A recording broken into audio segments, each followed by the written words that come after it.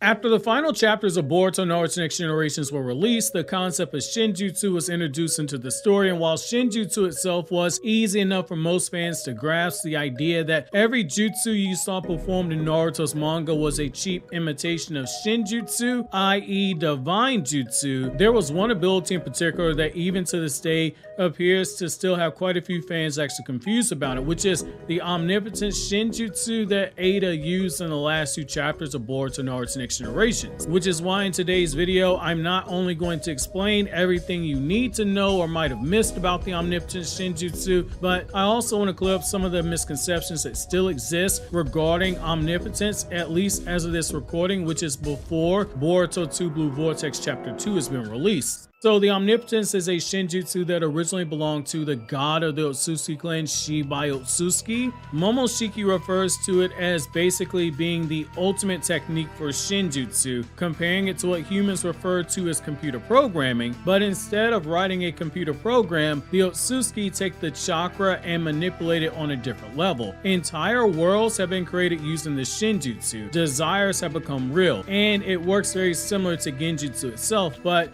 it has none of the drawbacks of Genjutsu. For instance, when someone performs a Genjutsu, they're basically using their chakra to manipulate the flow of chakra inside their target's central nervous system and attack all 5 major senses to place them under illusion that makes them think that it's real. Some Genjutsu do this visually like the Sharingan, and others do so without requiring eye contact like say Taiyuya's Genjutsu that utilizes sound. However, while Shinjutsu does manipulate the chakra of others just as Genjutsu does, it cannot be broken via methods of standard Genjutsu, where if you or someone that's around you realize that you're under a Genjutsu, you can simply disrupt your chakra, or you can ask someone else to do it for you. With Shinjutsu, once it's casted, there's no going back from that moment on, and it's something that Momoshiki states that Otsutsuki have done to species, including mankind, for centuries now. Omnipotence is so powerful that in the wrong hands, it can be something that runs unchecked. Case in point, how Momoshiki states that a mere teenage girl like Ada can never hope to control Omnipotence because she is an Otsutsuki, and thus when she used it to help Kawaki, it resulted in the entire world having their memories affected by the chakra manipulation. Omnipotence is used to grant her deepest desires, which is why she was able to place everyone who wasn't a blood relative like Damon or an Otsutsuki like Boruto or Kawaki under her control, because deep down she wanted to be desired and loved by someone. This is why happily married men such as Shikamaru and Sai were asking Ada if she was Danzo because she stole their eye. The same way I think Sky T is the most attractive streamer that I've seen, and the fact that she's an actual gamer is a huge plus. However, the most iconic uses of Shinjutsu comes from the time that she used it to grant Kawaki's deepest desire, which was for him to be the son of Naruto and Boruto to be the outsider that everyone hated. Ada grabbed Kawaki's face and released so much chakra that beams of chakra are shown shooting up into the sky, into outer space, through the very core of the earth itself, and exiting through the very poles of the earth, and as a result everyone on the planet and in other dimensions had their memories changed to Boruto and Kawaki. We see further that Omnipotence is not like Genjutsu. First, because Momoshiki literally tells us in Boruto Naruto Next Generations chapter 80 that it's not like Genjutsu, which can be undone, but he also says that killing the caster won't undo it, which means that Omnipotence is just like forbidden jutsu like say Edo Tensei, which will stay in effect even after you kill the caster. As we see with Sasuke, those who are placed under the Shinjutsu find themselves with their memories altered to such a degree that it does not matter if they are told the truth. The Shinjutsu, as Sasuke described it, was a force within himself, basically telling him to ignore things that should bother him, and as more time passed, the urge to question those things, it goes away. This is why Sasuke, despite seeing the scar on Boruto's face, seeing his bright blonde hair,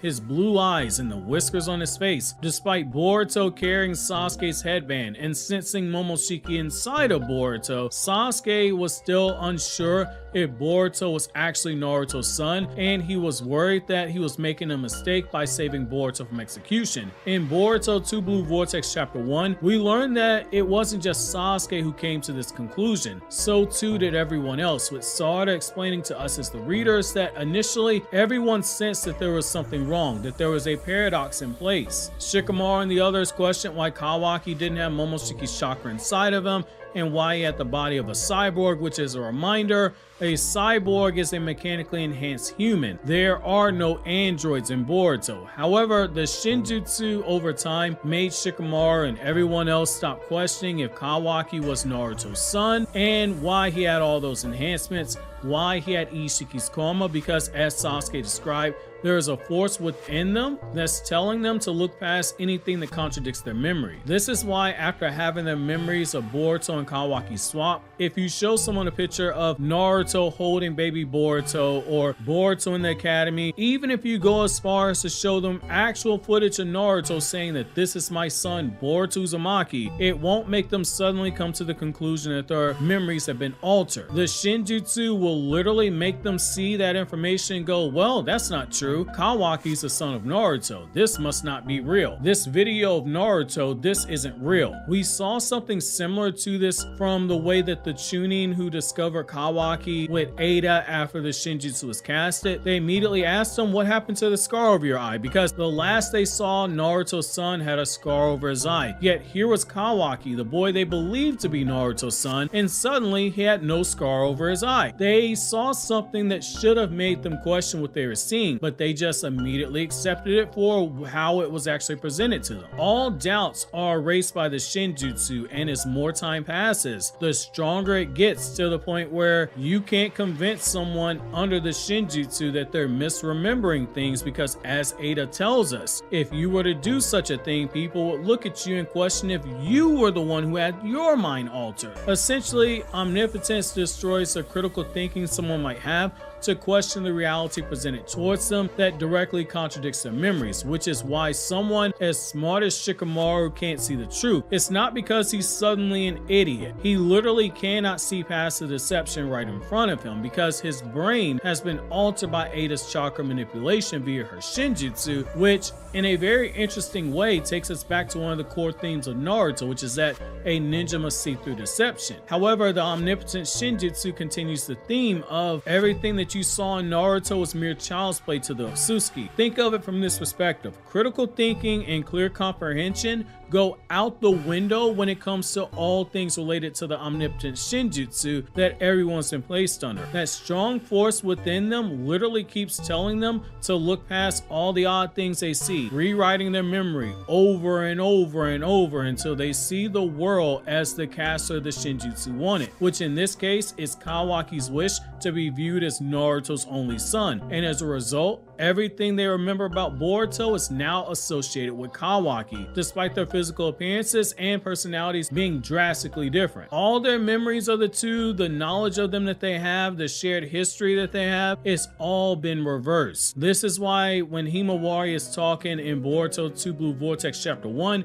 she says, "He saved me and my father." When she's speaking about Boruto, she's thinking back to the Delta fight where it was Kawaki who saved her and Naruto from Delta's destructive eye beams, but in her mind, her memory sees it as Boruto saved her and Naruto from that attack. The same is true with Code. Despite being in another dimension, he was still shown affected in Boruto Naruto Next Generations Chapter 80, because he's shown blaming Boruto for taking away Jigen, taking away Ishiki, and taking away Ada, because his memory of Boruto and Kawaki has been swapped. The reason he went to Konoha to lure Boruto is because in the Code Assault arc, Kawaki is literally begging Code to kill him and leave Konoha out of their beef, which is why Code targeted Konoha in the first chapter of the time skip, because in his mind, Boruto was the one who showed that affection towards Konoha, begging for it to be spared. Omnipotence is extremely overpowered for the reasons we just went over, and the scariest thing of all is that there's likely more about omnipotence that we don't know. And if you're watching this video in the future and you